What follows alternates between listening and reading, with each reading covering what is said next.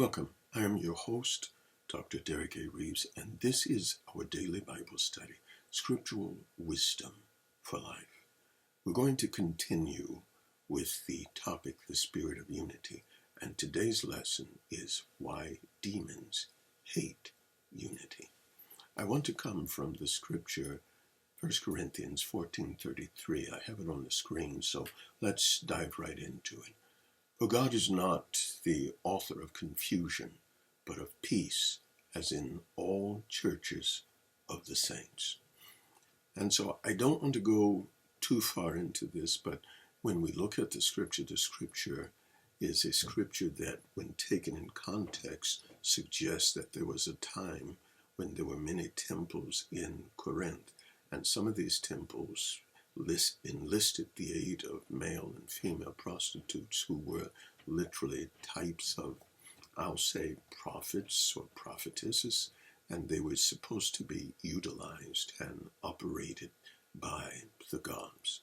And in many cases, they would go into the temple, and there was an ether that they would inhale.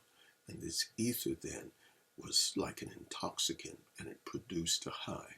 And they would begin to utter in these languages, and there was an oracle or someone who was an interpreter. And I find that very interesting, because even in the times where the gifts of God had been poured out, Satan always tries to mimic and to imitate, but he does it in an antithetical manner. And this is why Paul speaks to, let not the women speak, but let them keep silent, because many of those individuals had gotten saved, and many of them had begun to put or to bring their former lifestyle into the assembly.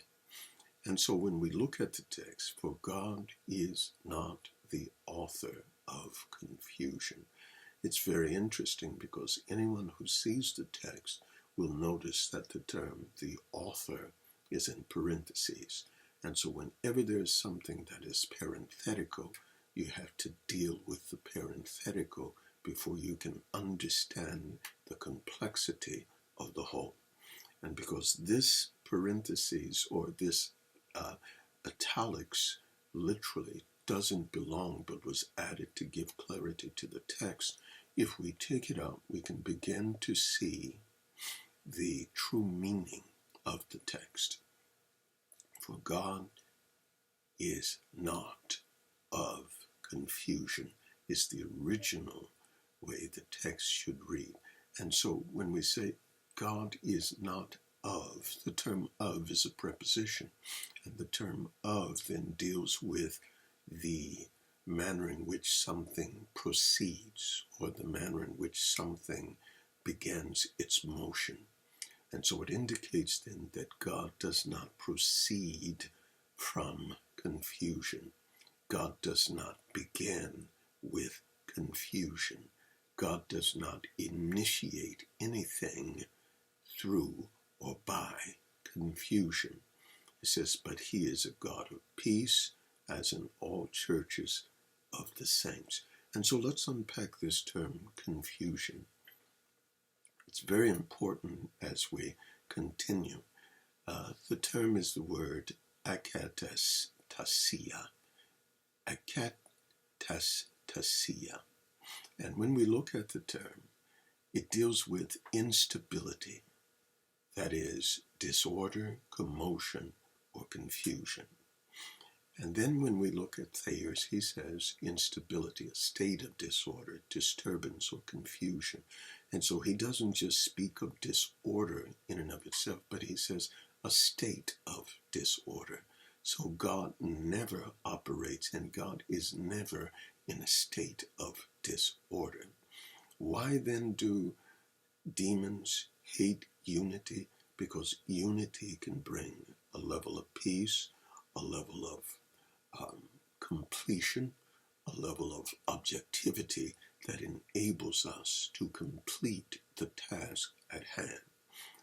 And so if God does not initiate or come from confusion or starts with confusion, then we understand that confusion is not of God.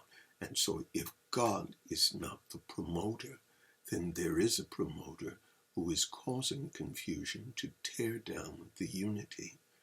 And so it's very important that when we speak of commotion, instability, disturbance, it is disruptive to the process of becoming one. When the body becomes unstable, then the systems that were designed to promote the body's health, life, and its capability of functionality are disrupted. And so confusion then, or chaos, disrupts the process of unity. The process of unity, henotes, oneness, is to achieve succinctly the purpose, the objective, the job, the vision, and the mandate that God has set into motion. And so when we look at this, demons can't stand that because it moves us beyond their capacity to control us.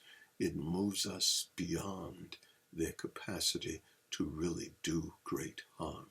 When we are hidden in the body of Christ, and when we function in the unity of oneness, and make no bones about it, as we function in the unity of oneness, we are literally functioning, or should be functioning, with Christ.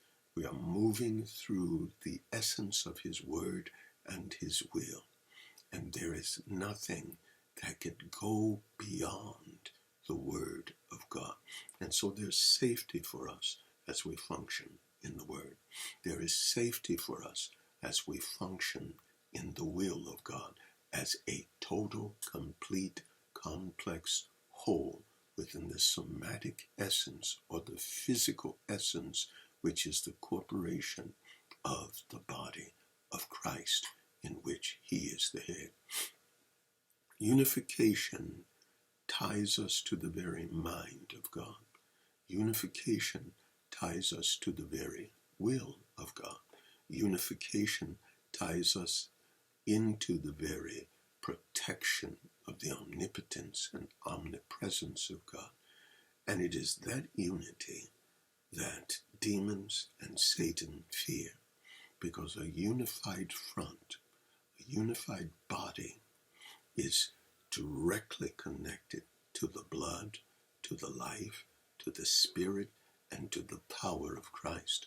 And this power, nothing can stop, nothing can block, nothing can abate it, because he is all power. He is the very creator that enables individuals to function in what manner of power they do have. And so when demons see unity, they see completion of the task.